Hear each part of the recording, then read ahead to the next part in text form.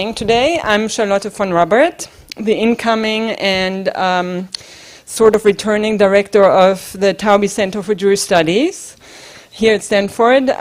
My colleague and the current director of the center, Professor Steven Weitzman, could unfortunately not be here tonight for family reasons, but he also sends his regards. And before introducing tonight's speaker to you, let me begin with some thank yous.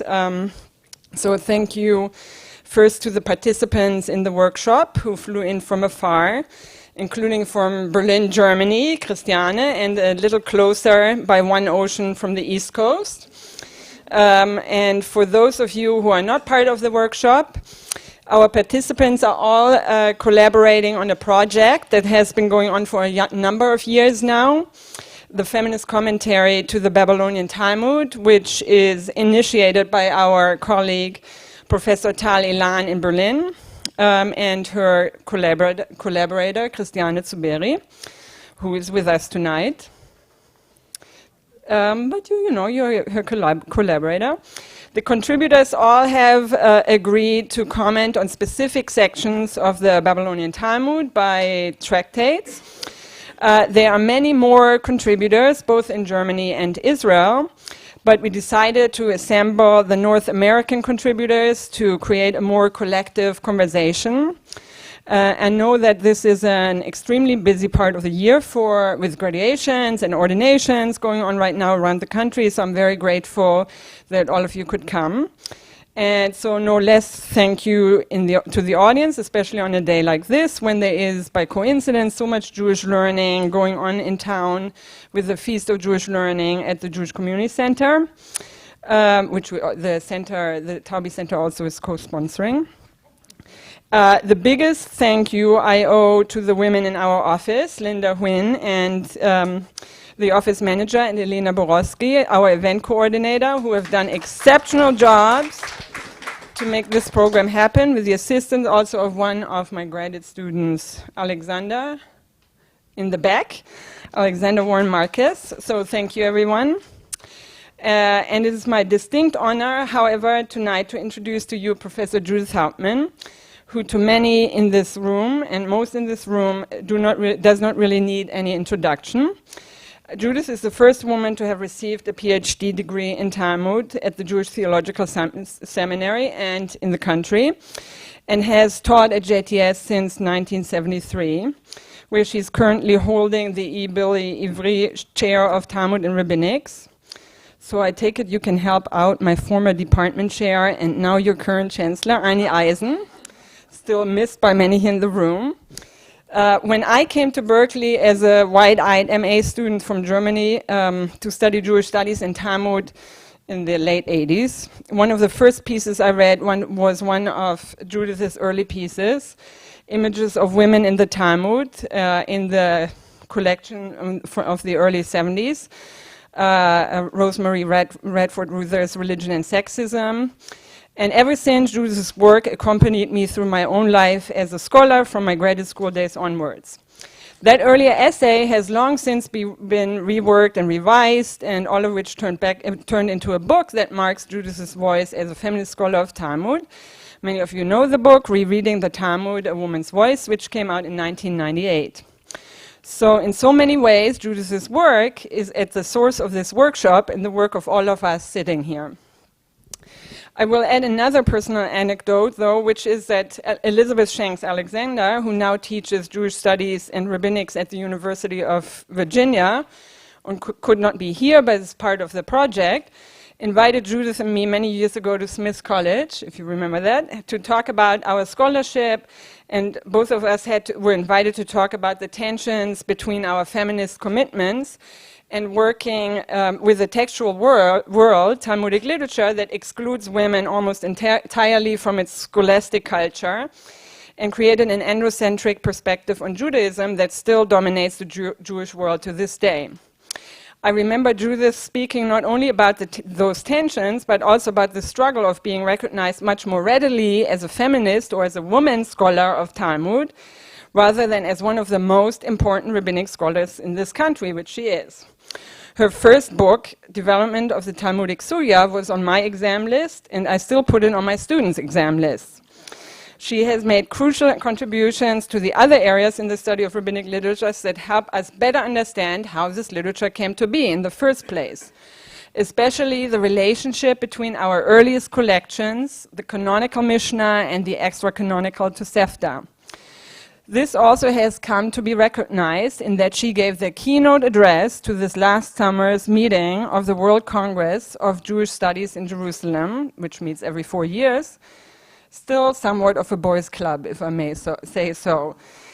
Finally, I would be remiss to mention that Judith also ventured to become a rabbi later in her academic career, and in that move she also is exemplary. So it is really a great pleasure and honor to me to be able to welcome you to Stanford, so please help me in doing so.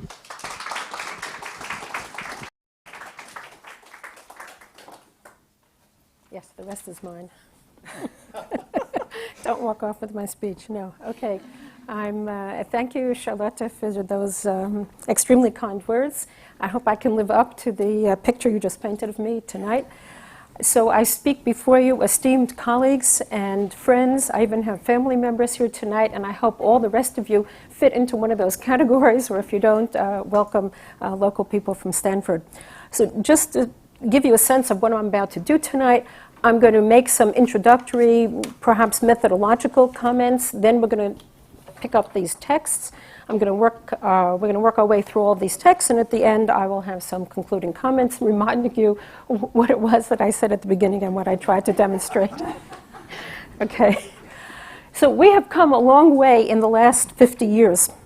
We know a lot more now about women in past eras than we did before the emergence of the feminist critique of history and religion. Now, as for Talmudists, which many in this room are, we are seeking to learn more about women's social history in the Talmudic period. The Talmudic period is approximately the first 5 centuries of the first millennium. So the challenge we face is that there are so few texts from back then and so few material remains from that period. But what I'm suggesting is that we have not sufficiently mined the Talmudic material that we do have for all that it can tell us about women's lives. People think of the Talmud as a repository of halacha, agadah, we'll define each term in a moment, and not of social history. And I will agree with that assumption. That's entirely reasonable. Halacha means Jewish law, and agadah, which is harder to define, means ethical teachings, interpretation of biblical verses, stories about rabbis with occasional incorporated fantastic elements. So, yes. So can we learn about ancient women's lives from these texts? Well, not so simple.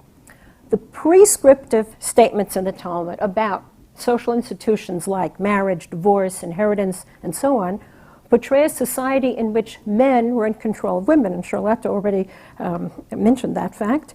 By the way, Charlotte, in terms of your introduction, I'm actually going to disagree with a number of things you said, not necessarily about me, but a couple of things you characterized ancient rabbinic literature in certain ways in your introduction, and I will agree and disagree with you. So these prescriptive statements in the Talmud, for instance, about these social institutions, men did take women to be their wives, they divorced women at will, men did manage the financial resources of the family, inheritance did pass from fathers to sons, only to daughters if there were no sons.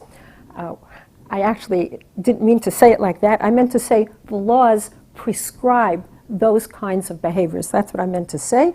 And then the question is, did people live by these laws? So in the post-Talmudic period, which in a sense we're still in, we know that people sooner or later did live by those laws because we have much literature to support that claim. But in the period of the Talmud, when the rabbinic movement was in its formative stage, do the prescriptive laws tell us how people were living their lives? So this much I will say, in very general contours, yes. It seems that Talmudic society was configured in a patriarchal manner, and on that point I agree with you, Charlotte, but that is far from the whole story. So I've been reading Tractate Psachim for this feminist commentary project, and in the course of doing so, I began to notice that there was a strand of Talmudic material that scholars were ignoring, and yet that it might be a rich source of information about women's history. So what am I referring to? I mentioned already Halakha and Agadah. So I am now, and we can learn what we can learn from those texts, but now I'm referring to the very short legal anecdotes. I don't have a Hebrew name for them. I don't even have an English name for them. But we're going to look at 10 examples. Very short legal anecdotes that follow statements of the law. And again, since it's such a crucial point in what I'm going to say, let me expand on that a little bit. If you've ever opened up a tractate of Talmud, so there's a Mishnah, which is the oldest stratum, and it'll tell you how to light candles on Friday, oil lamps Friday night, or what are the 4 questions we ask at the Seder. And then there'll be lots of discussion of those earlier laws, the later strata. But rarely does the Talmud, let's say every 15 pages or so, this is a rough estimate, every 15 pages or so, there'll be, the prescriptive earlier statements, the discussion of the earlier statements, and then in 6 or 7 words, there'll be a tiny, and I'm calling them legal anecdotes or halachic anecdotes, just some little statement about how the law was carried out. If you look at Rashi's commentary on the Talmud, if you look at the Tosafot commentary of the Talmud, at other Rishonim commentary on the Talmud, they're all focused on how to live Jewish life according to the rules of the Talmud. I have consulted them again and again to find out what they say about these kind of throwaway anecdotes, although to me they're not throwaway. And there's almost nothing in those commentators about these little anecdotes. It's as if, how can an anecdote matter? Doesn't an anecdote just tell you that the person in the anecdote lived by the laws? So there's nothing to learn from it. There's nothing to comment on. But that's not true, and that's what this lecture is about tonight. Okay? I began to notice, as what I want to also say, these short anecdotes, they're not exactly halakha because they're not prescriptive. They're descriptive, and I can't even call them agadah because according to the traditional definitions of agadah and the categories of agadah, these anecdotes don't quite fit that category either. But we're going to be looking at them tonight, and I began noticing that many of these tiny anecdotes feature women. Now, many feature men, and they feature slaves and so on, but many of them feature women. So we don't have women's voices in the Talmud, but we have very brief descriptive anecdotes written by men about how women were living their lives. So here's one example that's not on the sheet. Years ago, I studied the first chapter of Tractate Kiddushin when I was an undergraduate at Jewish Theological Seminary, and on 12a, Rav Chisda's mother speaks up. He is deciding a certain case involving betrothal, and was the ring the right kind of ring, and so on. And the Talmud records that his mother speaks up and challenges the ruling that he is issuing about this particular ring. He listens to her challenge, and then he dismisses her challenge. But that he dismisses her challenge is not important. First of all, he took her seriously. But she's there, and her voice appears in the Talmud. Now, I am really, as we say, I'm beating al chait. I am angry with myself that back then, when was this? I guess in the 1970s or maybe even the 60s, when I was studying, it meant nothing to me. It slid right by me that there we have a woman speaking up in a halachic exchange. Now, what I also have to say, and it doesn't matter to me at the moment that I'm not following the order of my notes, but what I also have to say is that what's very important for us to realize right now, we use the term, Hebrew term, Beit Midrash, which means study house, and we say, oh, women weren't in the study house. Agreed, women were not in the study house, but what was the study house? And Catherine Heger, a very important scholar of the Talmud, has written extensively about the study house, and she has pointed out, and I totally agree with what she has written, I'm totally persuaded, that it was what I like to call a portable study house. It was not like Hillel House with walls and windows and so on and elevators. It was the rabbi, the master, the rabbinic master had disciples, and his disciples showed up at his house for lunch, for dinner. They followed him to the bathhouse. They carried his towels. They carried his sandals. They were with him. We have these details. I'm not making that up. They followed him on the road. They discussed Torah with him on the road. They were in the courtyard under a tree in the hot weather. So the point that I'm making is that once you understand that the Beit Midrash is not a room that you have to travel to and park your car and so on, but it's happening in your own, talking now as a wife, okay, if it's happening in your own living room, in your own dining room, and you are serving, yes, you are serving food to these rabbis and their disciples, then you are overhearing what they are saying to each other. And it's not the least bit surprising to me that the mother of Rav Chisda, and it seems, I hope she wasn't doing the serving, because I think the point is that when mothers grew old, they moved in with their sons. I'm saying this because I have a son here. But, but there she is.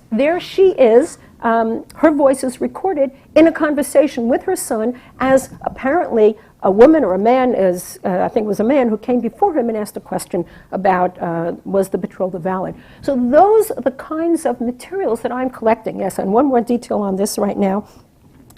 As I said, these little anecdotes, which I find so precious, are scattered throughout the Talmud. So we really can't, I'm being nice now, I think I'm being nice, we can't hold it against all those male scholars, generation after generation, that pay little attention to these anecdotes, because you don't see them all that often. If you study the Talmud page by page, then, on Monday you'll see one, and then 3 weeks later on a Friday you'll see another. And as I say, even I, who should have been more interested in these things, didn't put it all together.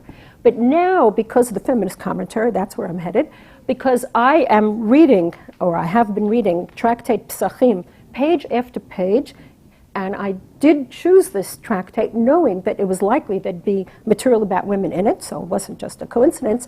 As I'm reading this tractate page after page, I'm finding little anecdotes about women, because, again, I don't know where I am in my notes, because women baked the matzah. Now, don't believe me, because we're going to see that in these texts themselves. But just so you should know, in the ancient world, not just the ancient Jewish world, but the ancient world in general, we have many reports and good evidence that women got up, Carol Myers has written about this extensively, women got up early in the morning, let's say 3 a.m., to start grinding the grain and kneading the dough and baking the bread to eat that day. And again, they didn't have refrigerators, and I think they liked fresh food, so that women were the ones who baked the matzah should not surprise us, but I have more to say about that, and let me go back to my notes and see what else I want to tell you before we hit the texts. I was going to use the example, let me say it right now, of hafrashat challah, because that will come up. Hafrashat challah means when you bake a batch of dough, you designate a portion, you pull off a portion for the kohen, for the priest. It's, in many ways, it's still practiced today.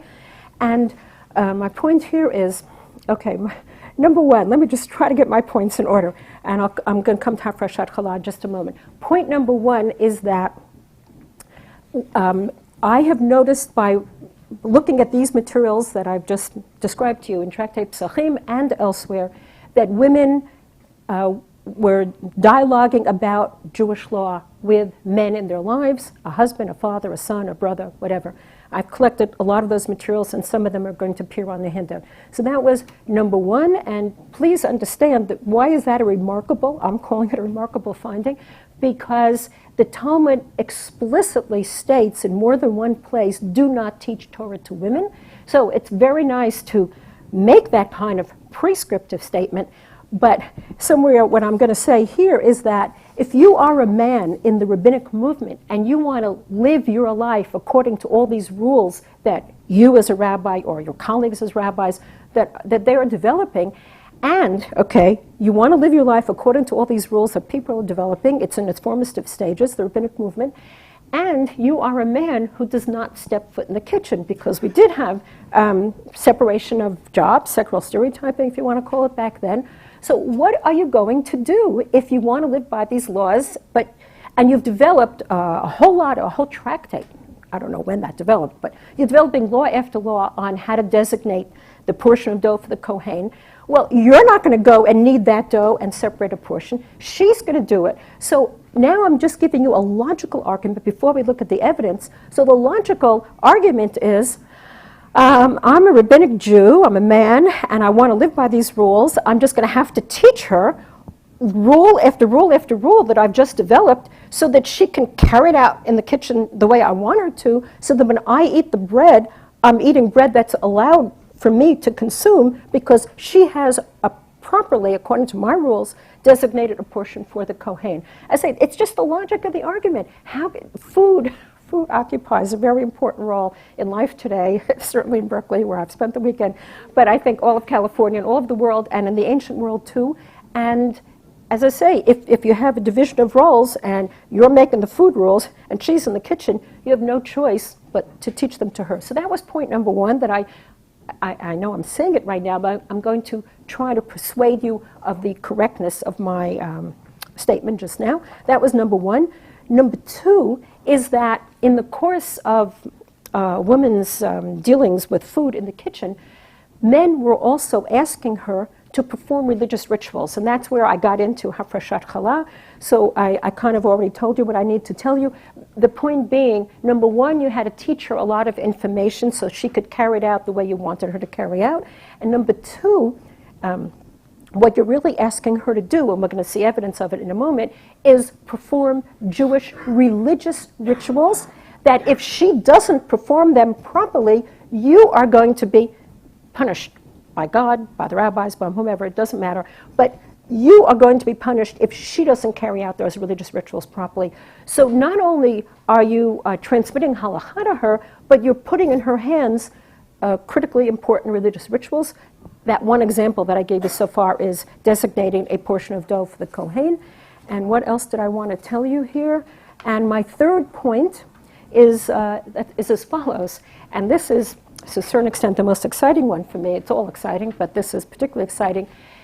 These tiny anecdotes in the Talmud, and that'll be towards the end of this handout, these tiny anecdotes in the Talmud about women show that when women carried out the rules that were taught to them by men, they tweaked them a bit.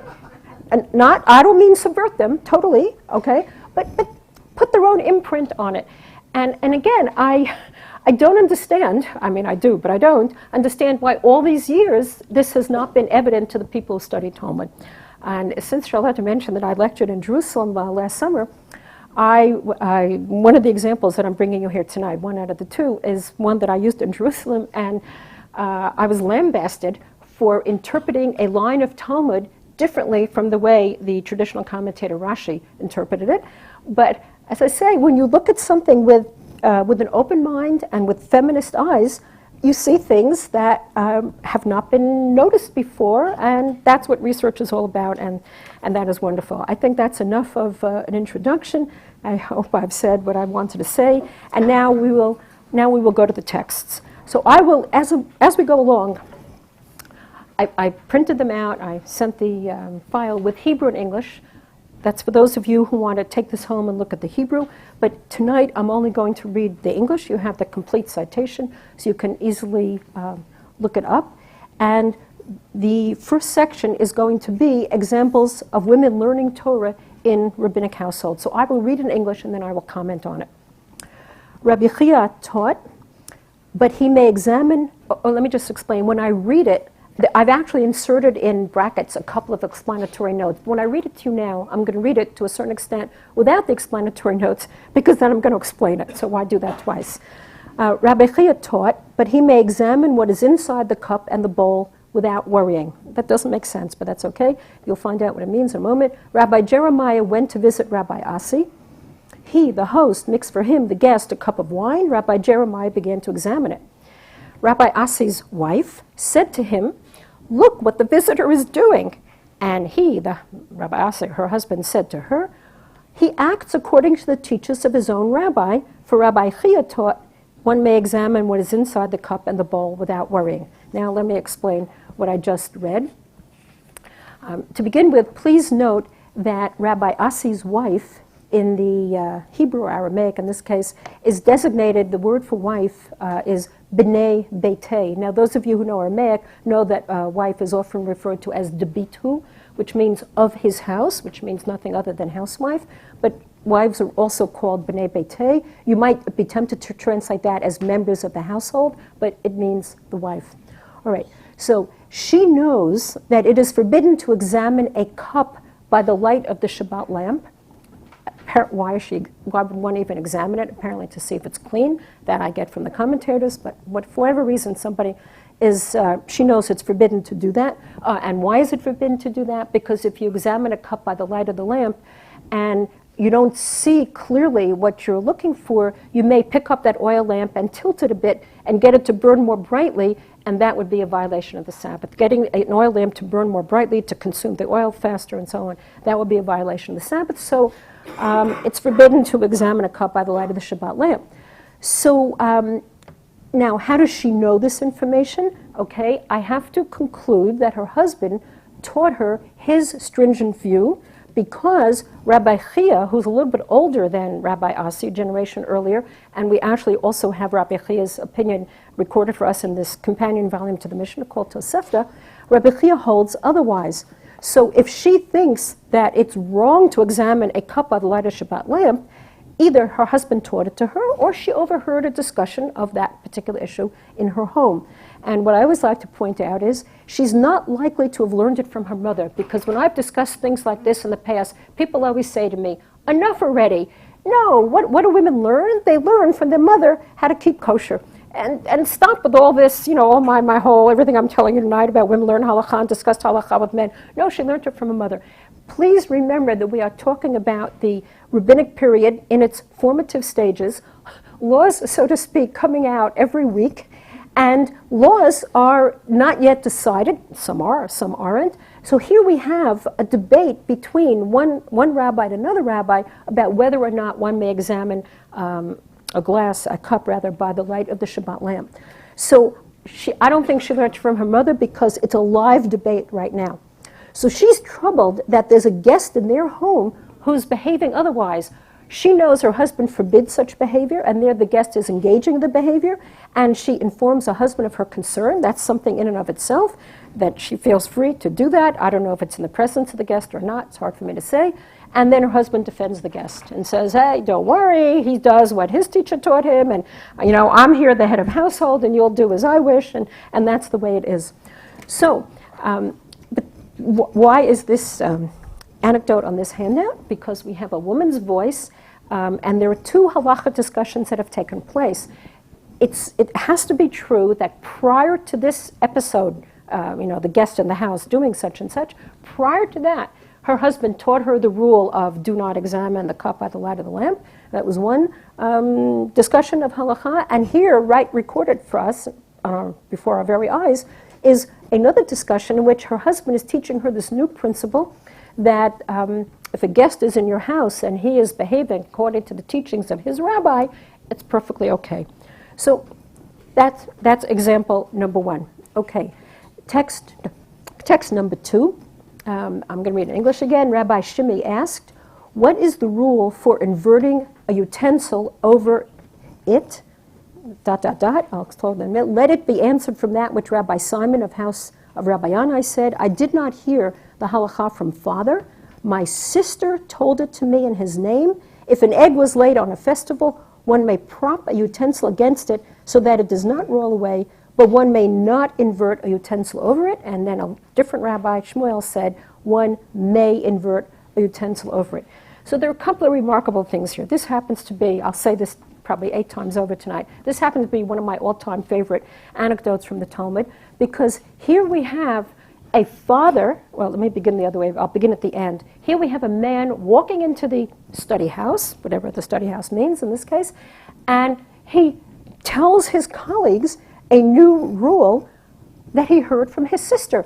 Did his father teach it to him? No, he heard it from his sister. Where does his sister get this information? From the father. Notice, these are brother and sister. I can't tell you exactly who's living in which house, whether they're all still living at home with father or not, but be that as it may, we have a father who communicated a new rule to a daughter. Now and then she communicates it to her brother. So right there you have two halachic discussions, woman and father, woman and sister and brother.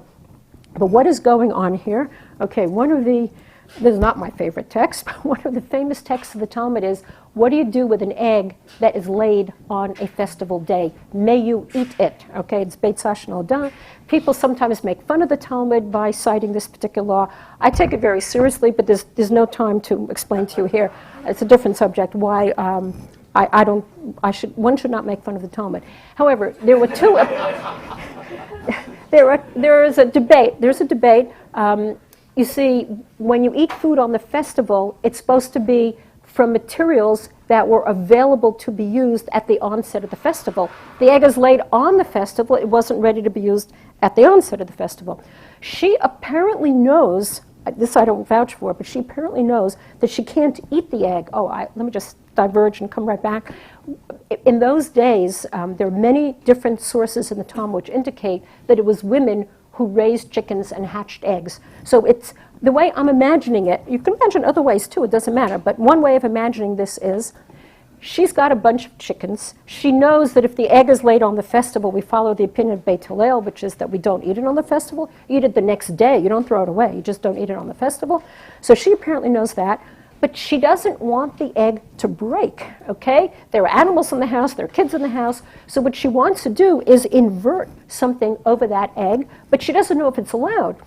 Apparently, she asks her father, and this law, as I say, is in debate, is not yet been resolved, because we have a father saying one thing, which is you may not invert a utensil over it, and then that's in the land of Israel, and then we have Shmuel in Babylonia saying you may invert a utensil over it. But coming back to this woman and her father, so he says you can't invert a utensil over it to stop it from rolling away, but what you can do is prop a utensil against it. I don't know the physics here, because I don't know if I would put this bottle of water against an egg that it would really prevent the egg from rolling away. But we're not getting into those details. I'm just fascinated that here we have a record of a woman being included in the chain of transmission of a halakha. As I said earlier, a man walks into the Beit Midrash, cites what he learned from his sister to his, we have to understand, male colleagues. I'm not putting women in the Beit Midrash. If women learned Torah, halakha, Jewish law, they overheard it, they learned it one-on-one from a male relative, but I'm not saying they were in active discussion with men on these topics. But here we have what seems to be a woman who asked her father a question that mattered to her because she's the one who deals with chickens and eggs, and she got an answer. Oh yes, so she discussed it with her father, and then what had to have happened? She had to tell her brother, because how did he learn it? He didn't learn it from the father. He says, I learned it from my sister. So she learns it, she asks her father a question, or her father simply teaches her the rule, which is even better. If her father was not prompted by her to answer a question, then he apparently believes that women should learn Jewish law. But either way, I'm taking the more minimal assumption. She asks her father a question, she gets an answer. That's one halakha discussion. Then she goes and tells her brother what she learned from her father. What impelled her to tell this to her brother? I don't know. But it's right here.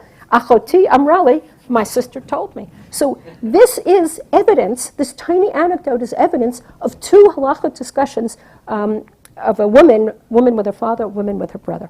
Okay, so that was example number 2. And now we go to example number 3, and I'm just going to read the English because I have a lot more material.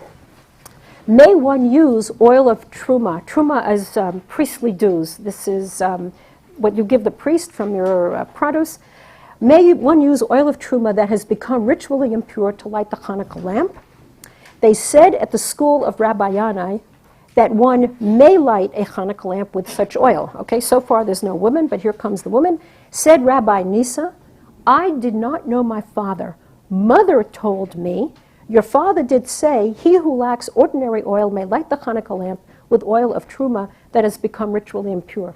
Again, we've got a woman in the chain of transmission. By the way, a professor from Hebrew University once wrote to me a number of years ago and told me that in Islamic literature, rare, but it happens, they also have chains of transmission, which they preserve very, very carefully, that now and then a woman will appear in a chain of transmission. I didn't look into that any further, but that's what she told me. So I'm not going to go into any of the laws here, but again, we have halachic discussions. Mother told me, so mother learned from father that the rule about using ordinary oil for Hanukkah lamp in a pinch if you don't have whatever. Using teruma oil if you don't have ordinary oil. And then the mother is transmitting this material, this rule, to her son. Do I have that right? I did not know my father. Mother told me, yes. Nobody knows what it means. I did not know my father. Ana, he says in Hebrew, lo hakim, apparently means the father died. But be that as it may, two halachic discussions in which a woman is involved. All right, I'm now moving on to the second point that I want to make, which is women's involvement in religious rituals. Up until now, I'm just showing you that women and men had halachic exchange over discussed Jewish law among themselves. Now we're going to talk about women performing religious rituals in the home. I'm never going to stand up here and say women led services in the synagogue, women read Torah in the synagogue. I have no reason to believe that that ever happened, or I wish it could have happened, but I have no evidence. Here I have evidence of certain things that women did. So we're now looking at the fourth source, and I'm going to read it in English and then comment on it. Rabbi Chia Rabbah entered his home on a festival. They said to him, "We forgot to set the Erev Tavshilin." Of course, I'll explain what that is in a moment. He said to them, "Are there any lentils left over from yesterday?" They answered, "Yes." All right? Now, first of all, please note, especially if you look at the Hebrew, this is a short anecdote. By the way, it has a little bit of an exchange in it, so there are others that are shorter, but still, compared to other things in the Talmud, this is very short. Now, what's going on here? Let me try to take it in order. So, you're not allowed to cook. Okay, let me start the other way around. You are allowed to cook on a festival food that will be consumed on that day. If the festival is Thursday, you cook on Thursday, food to be eaten Thursday, on Friday, food to be eaten on Friday. But what if Shabbat immediately follows a festival, as it still does today? And we're talking about the land of Israel. They didn't have Thursday, Friday, Saturday. Maybe they could have on Rosh Hashanah, but in general, if they didn't, that's a long story. But they easily could have had Friday, Saturday. So what are you going to do if you try to cook? The issue is Shabbat, not the holiday. The holiday's on Friday. If you're not allowed to cook food for Shabbat on Friday, because the only food you can cook for Friday is the food you're going to consume on Friday. And yet you've got to cook for Shabbat. So I can't do it on Friday. I'll do it on Thursday. No, in a hot country, you really can't cook food for Shabbat on Thursday because it's going to spoil by the time Shabbat rolls around. So the rabbis to the rescue, and they create a ritual called Erev Tavshilin, which means you begin cooking for Shabbat on Thursday. You cook something for Shabbat on Thursday, a little bit of soup, a little bit of meat, boiled egg, whatever. And then because you have begun cooking for Shabbat on Thursday, you continue cooking for Shabbat on Friday, and that circumvents the prohibition. This is not up for grabs. Those are the rules. Now, what happened here? Okay, so it's obvious to you, I'm sure by now, who was going to perform the ritual of Erev Tavshilin, okay? Not the men, because the men don't go into the kitchen. So it's going to be the women and the staff. I assume she would supervise the staff if she herself doesn't do the cooking. And here's what happened. Rabbi Chia Rabbah, very prominent rabbi, first generation in the land of Israel, he walks into his home. I'm assuming it's something like Thursday night. It's a Friday holiday. He comes into his home Thursday night.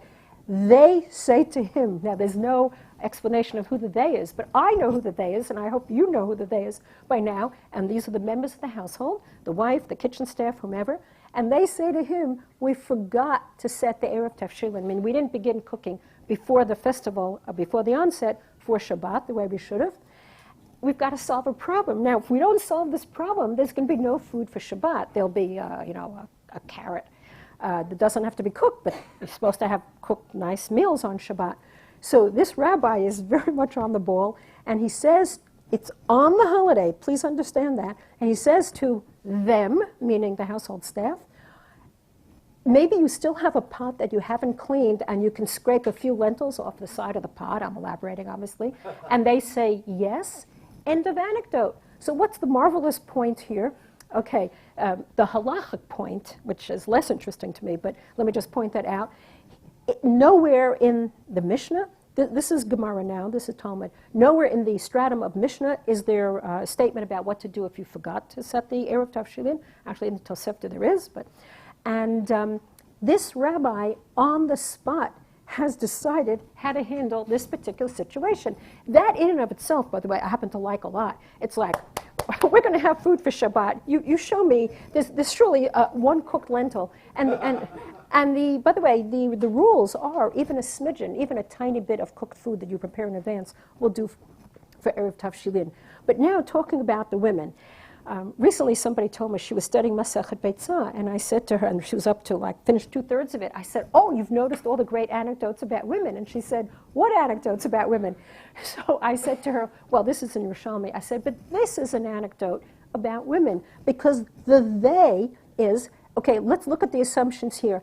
If they are saying to Rabbi Chia, shamefacedly, hanging their heads, if they're saying to him, 'We forgot to set the eruv,' that means they know that it is their responsibility to do this at the right time, which is before the onset of the holiday. Apparently, they generally do it because they're saying, this time we forgot. That's basically what they're saying.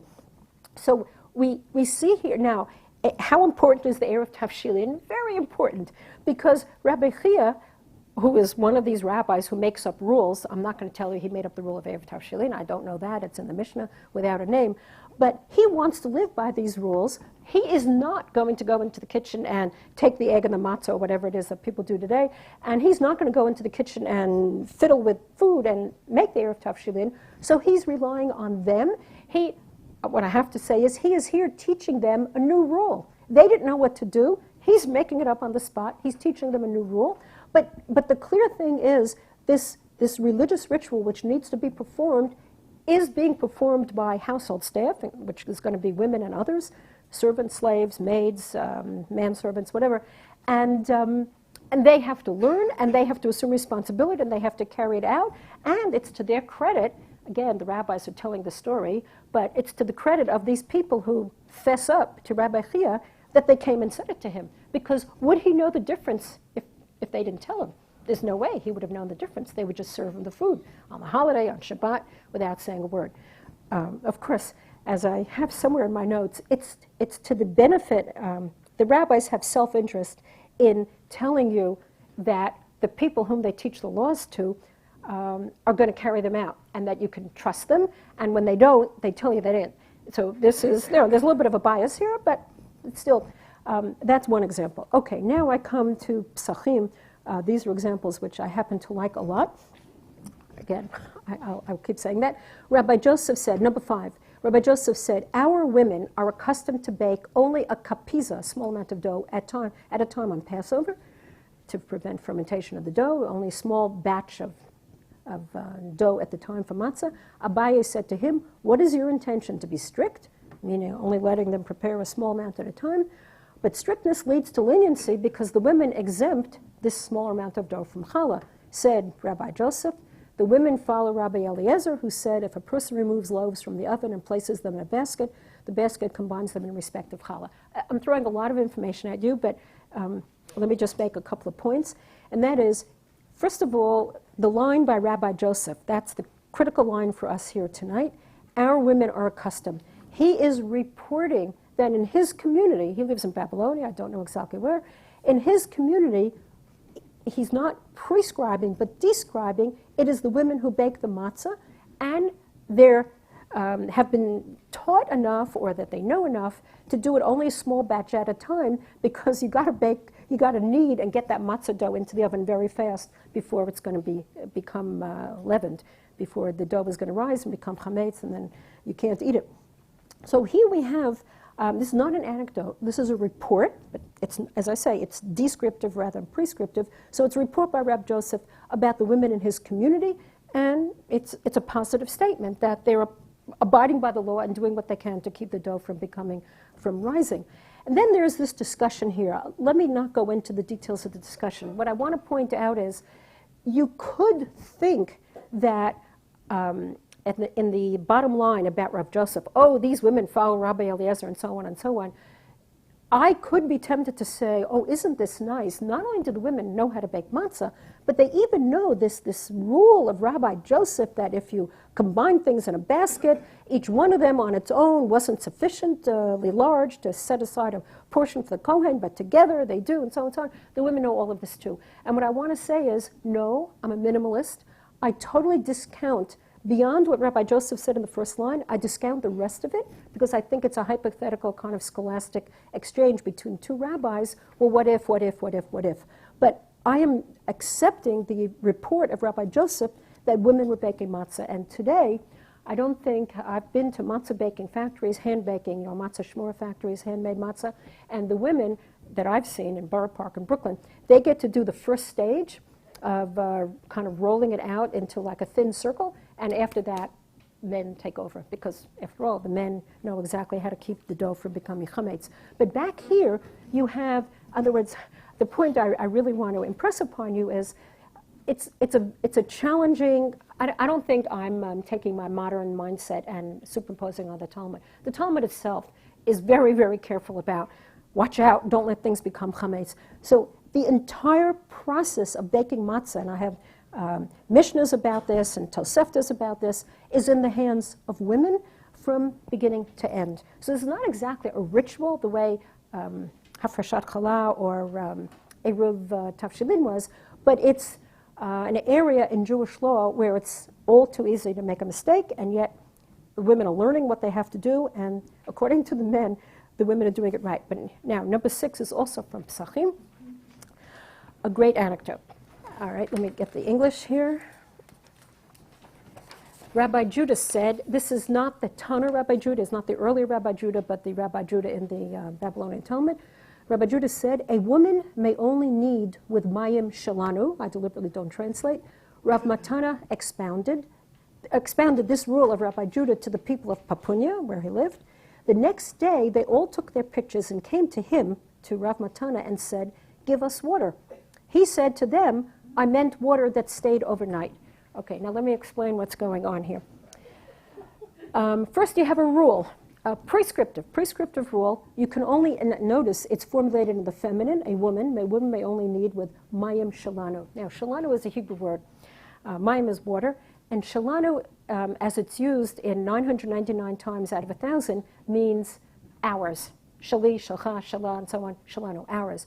So it sounded as if Rabbi Judah is saying a woman may only knead with our water. Now, what is our water? Water of rabbis. All right. Now, this is a little mystical. That when you bake your matzah, you can't just go to the well or go to the water where you source. You have to go to the rabbi, as if you have to get specially blessed water or something like that.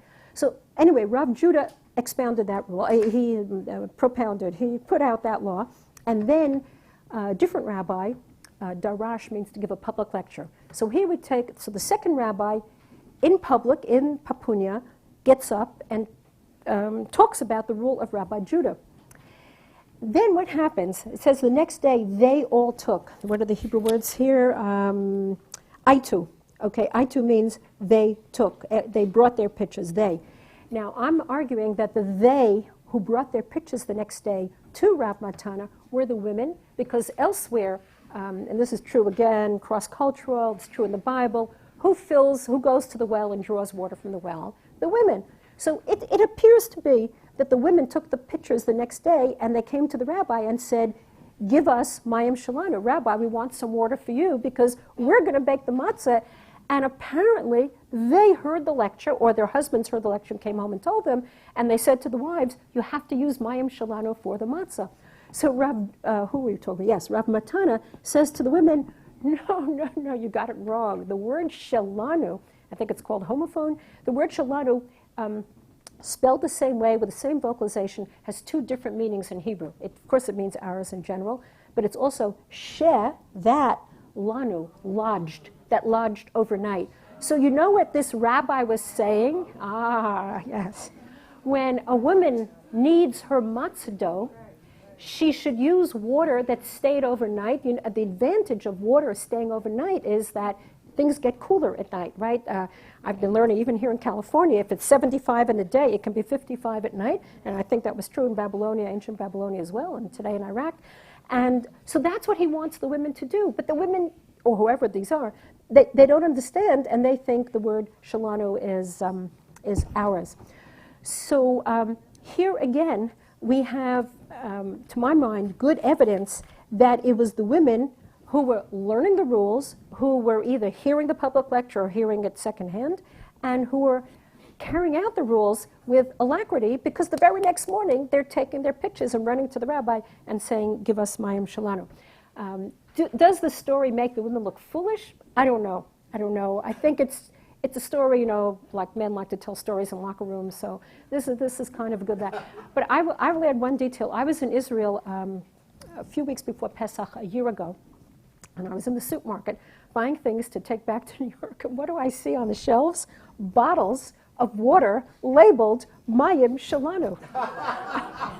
Yes, I have no idea what that was all about. And I asked a few people, and nobody else knew either. I think it was in the main Supersal on Rehov Agron in Jerusalem. And, you know, if it weren't that the airlines wouldn't allow me to do it, I would have brought a bottle of home just to show you what Mayim Shalanu looks like. But again, I think this story is about women, and I think it's about women being entrusted with a critically important religious process, if not, I can't call it ritual, but with a religious process.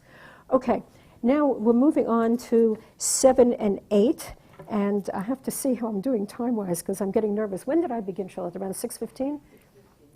Okay, so I want to condense things. All right, I'm going to... because I so much want to look at numbers 9 and 10 in detail, let me just say numbers 7 and 8 happen to be on a topic that Charlotte is the master of, and that is setting an Eruv. When people live and when their house is around a courtyard, you're not allowed to carry on Shabbat items, transport items, from one home to another home because it's taking things from one private domain over a public domain or semi-public domain and so on.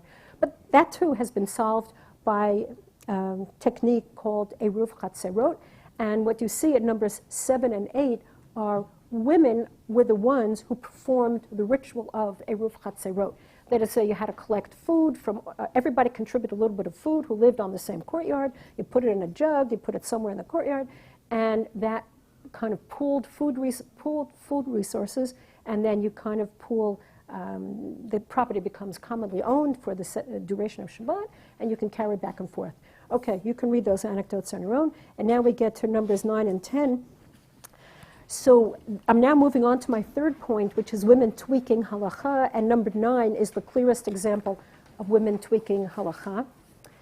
And it goes like this. I'm going to read the English and then comment. If she has 4 maidservants, if a wife has 4 maidservants, she sits in an easy chair, meaning she doesn't have to perform any of those household labors that, okay, I don't want to comment yet, let me just read it and then I'll comment. Said Rabbi Yitzchak Bar Chananya, said Rav Huna, even though they said that a woman with 4 maidservants may sit in an easy chair, she still pours his cup of wine, makes his bed, and washes his face, hands, and feet. Said Rabbi Yitzchak Bar Chananya, notice the same rabbi, said Rav Huna, all the tasks that a woman performs for her husband, a menstruant, a nida, performs for her husband, except for pouring his cup, making his bed, and washing his face, hands, and feet. In other words, the same 3 tasks that he said all women must perform, no matter how much household help they have, he now says those very tasks cannot be performed when she is nida. We'll talk about that why in a moment. And pouring his cup, Samuel's wife switched to her left hand, really should be switched it to her left hand, or by his wife set it on the mouth of the cask, Rabba's wife on the pillow, Rav Papa's wife on the stool. So let me just find my place in my papers here so that I can say this to you in the best way possible. Okay, 1 second. I think here I am. Okay, so according to the Mishnah, if a woman brings maidservants into a marriage, the maidservants relieve her of household tasks like grinding grain, baking bread, and so on. And the Mishnah says once you have 4 maidservants, it's really 3, but the Mishnah says 4, you're relieved of all household tasks. Well, Rav Huna, okay, that's the Mishnah, the earliest Radam, but Rav Huna is a Babylonian rabbi, post-Mishnaic, and he apparently thinks we shouldn't make women's lives too easy, or I think he has a different agenda in mind, and he says, you know, these are the things a wife should do for a husband. And if you look at them, and as I am looking at them, as Rashi is looking at them, Rashi says these tasks encourage intimacy between husband and wife, making his bed, pouring his wine, washing his face, hands, and feet. And they seem to be, all of these tasks seem to be preparations for getting into bed at night, and it's going to likely have erotic overtones and can lead to sex. So that's why when she is forbidden to him sexually, when she's a menstruant, then Rav Huna goes on to say she may not perform these 3 activities. Okay, I think it's pretty clear. I think it makes sense. However, the text goes on to say that there were 4 wives Shmuel's wife, Abaye, Rava's, and Rav Papa's wives. These 4 women, and all those husbands happened to be prominent rabbis in the Babylonian Talmud. These 4 women did serve their husband wine when they were menstruants. Okay, so that's, I want that. I'm looking for a little shock value on your faces. So, other words, you're not supposed to. It's extremely clear, very clear by Rav Huna. You do this in general. You don't do this when you're a nida. And now we get wives of prominent rabbis, 4 of them, 4 is a big number, serving them wine. So like, what is going on here? So number 1, did the women know the rules? Well, according to the way the Talmud reports it, the women knew the rules. But what did these, I'm going to call them clever women do, knowledgeable women do? They wanted to serve, I call it the beverage service. They wanted to continue the beverage service throughout the month, not to stop at 1 week every month when they're off limits to their husband. As somebody said to me, I don't know if this is true or not, a student recently said to me, the wife wanted to continue serving him wine throughout the month because if she didn't serve him his wine that night, a different woman would be in his bed with him serving wine. And with all these maidservants, it makes a lot of sense because we are talking about homes with a lot of maidservants. So who is, I don't know if it's her benefit, his benefit. So what do these 4 women do? They get him his wine, but technically they have not served him his wine. Okay, now what do I mean by that? You're supposed to serve wine with the right hand. What I've been told is left hand is used for wiping yourself after you have a bowel movement and so on. So you're supposed to serve wine with the right hand. So when she was nida, that's called serving. So if she served him wine with her left hand, that's not called serving. You could call it something else. You can call it handing him his wine. You could call it insulting him by handing him wine with left hand. Call it what you like, but it's not serving. The next woman, what did she do? She put it on the cask. Okay? That means instead of putting it in his hand, she just put it down near him, and he has to pick it up. Now, if I were in a restaurant and I ordered a cup of wine, and I'm like last night, the waiter pours my wine for me. I don't think I would like it if he put the wine here and expected me to pour my own wine. That's not called serve me wine. So she puts it on the mouth of the cask, and the next 2 do the same kind of thing. She puts it on the beisadia, that's like the pillows, and the last one puts it on the sharshifa, shrafraf, that's the little stool. So I find this, forgive my enthusiasm, but I find this absolutely amazing. They're told not to serve wine to the husband when nida. They decide, I got to get him his wine. I can't do it in the way I usually do it because that would be serving him his wine. So I will get him his wine without serving it to him. And they each of these 4 women came up with a way to do it. Now, some people say to me, hey, it's the men who figured all this out and they told their wives how to do it. And my answer is, well, no, I'm just reading the words of the Talmud. I translated them for you as they are written. The Talmud is describing the originators of these actions, or the, shall we say, perpetrators. There's no reason to take this away from women. There's reading into a text and reading out of a text. I am interpreting the text that is written, and the text is giving credit to these women with serving their husband wine when nida, getting him his wine when nida, when menstruant, without technically serving it to him. So this is my first example. I only have one more of a woman tweaking the law.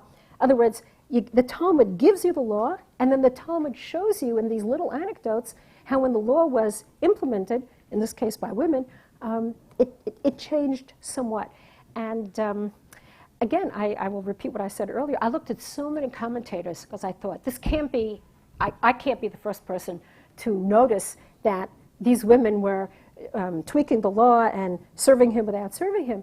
But no, they were all so bent on the halachic outcome and on, what happened here? I'll just take a moment to say, there's a trend, not a trend, what women in Orthodox homes are doing today is indicating to the husband that the wife is off limits, that she's now a menstruant, by doing something a little bit differently. In other words, people are interpreting these little anecdotes as women informing their husband that they're nida by these means.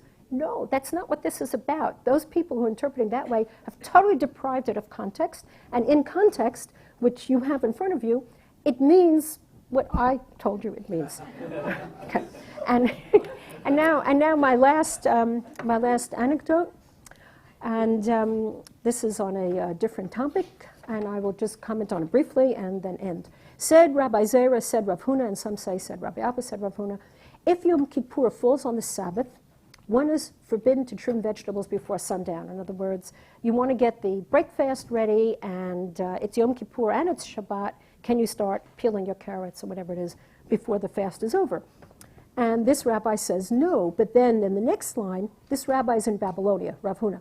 Said Rabbi Chia bar Abba, said Rabbi Yochanan, if Yom Kippur falls on the Sabbath, one is permitted to trim vegetables. So this is a rabbi in the land of Israel, very well known, Rabbi Yochanan.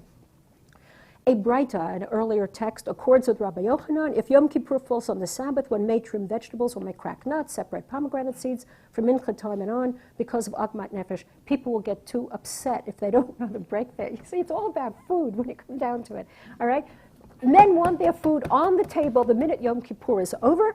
And, you know, if you can't do any of these preparations late in the day on Yom Kippur when it falls on Shabbat, other times you can, there's going to be agmat nefesh, frustration. Now, this is prescriptive, and here come the little anecdotes. The household of Rav Judah, the Amora, the later rabbi, trimmed cabbage. The household of Rabbah, or the manuscripts Rabbah, scraped pumpkins. Since he, that's the second rabbi, Rabbah, saw that they were doing so too early, he said to them, a letter has arrived from the west, that's the land of Israel, in the name of Rabbi Yochanan, that it is forbidden. All right, now what's happening here? This is a little bit different from what we've said so far. Again, I'm just turning to some of my notes.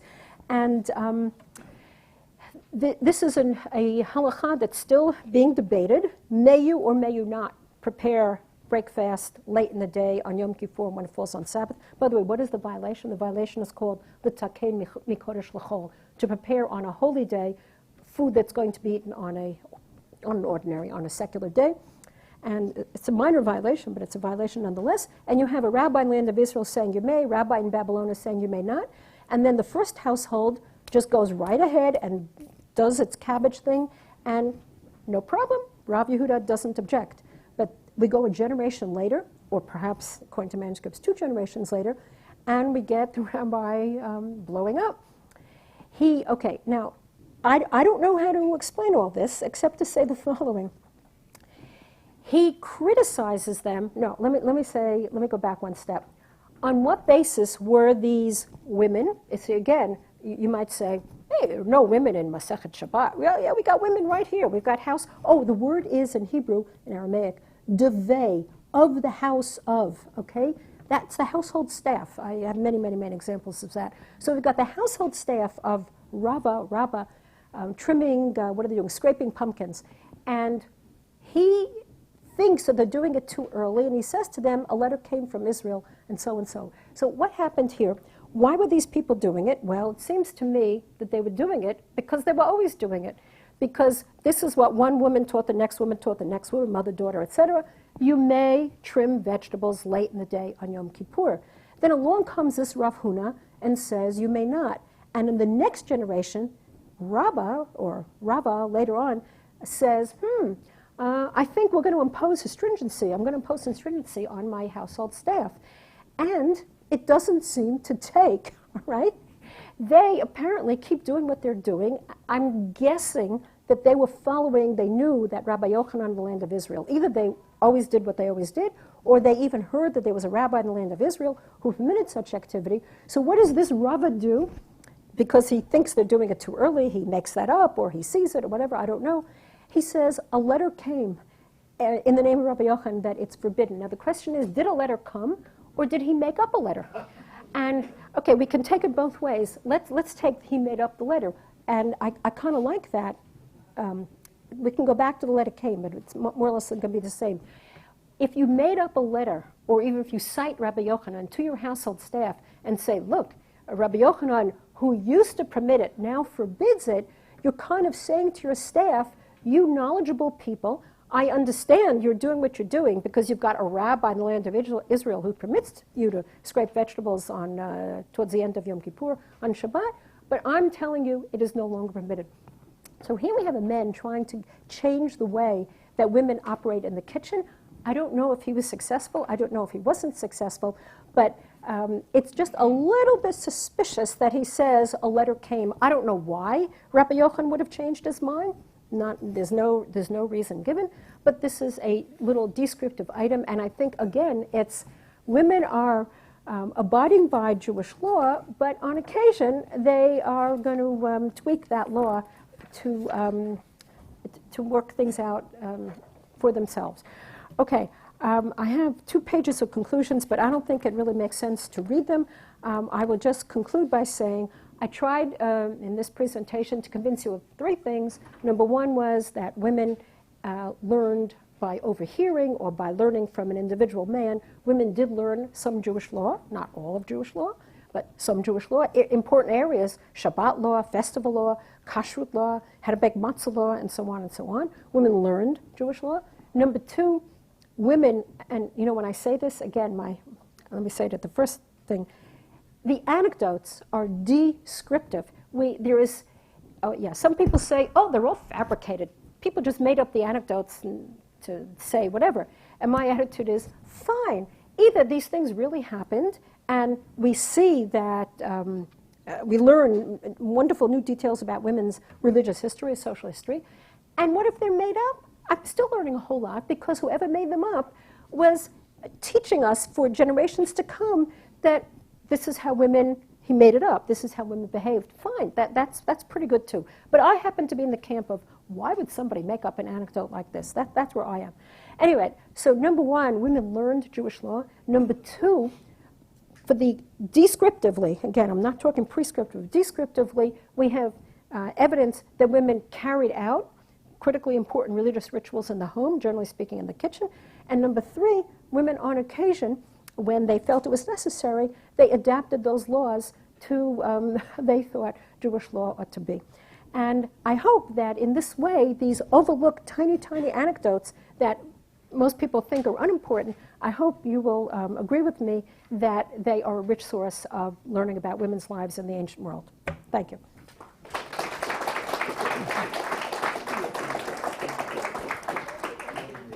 Now, if you want to do Q&A. What are you looking for? The microphone. The microphone. I was going to walk it around. Oh, okay. So we have a few minutes we have 15 minutes for Q&A, and Elena is going to walk around. Yes. Please wait until the microphone gets to you so we can have it recorded. Yes, use the microphone, and then if I don't hear it, you'll repeat it for me. Hi, my name is Shani. I just thought it was interesting to look at the second source that you put on this page, and to see when you read it with a feminist perspective, you notice that actually they changed the gender of the egg from being alav to aleha. Oh, let me see. That's number 2? Yeah, number 2. Is this Rav Shimi, right? Oh, yes. Ein kofin aleha. And it's only once he's quoting his sister that now that he changes the gender of the egg to be a female. Huh. Okay. Which I thought was all, interesting. That went right by me. I did not notice it. Beitzah, Beitzah shenoda. Beitzah is feminine. It's according to the rules. Why it began with alav, and why? And I see there's another aleha in the last line. Right, exactly. And then it Ein almost... kofin aleha. Right. So why it began with alav? I don't know, and I'm going to confess, I didn't do all the manuscript work yet, so possibly in some of the manuscripts it'll say aleha. But it could just mean also the ignorance of the man. He's not necessarily the one getting the eggs or understanding the, what's going on there, and so it just is interesting. That is. I will pursue that. Thank you for bringing that to my attention. No problem.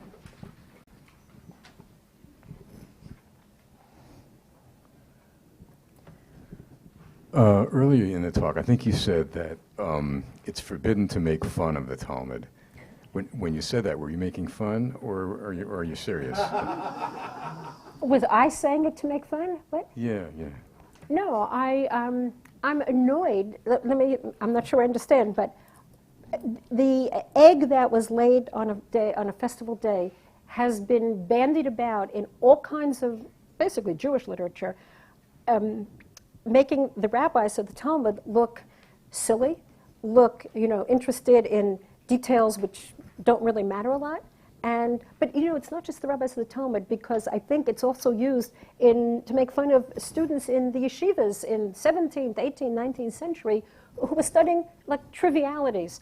And if you study that particular tractate and look at the background of the question of an egg laid on a festal, it deals with a larger issue of mukhan and muktzeh. You can only move things on a holiday, you know, move them from one place to another, l'taltel, if they have a permitted use on the holiday.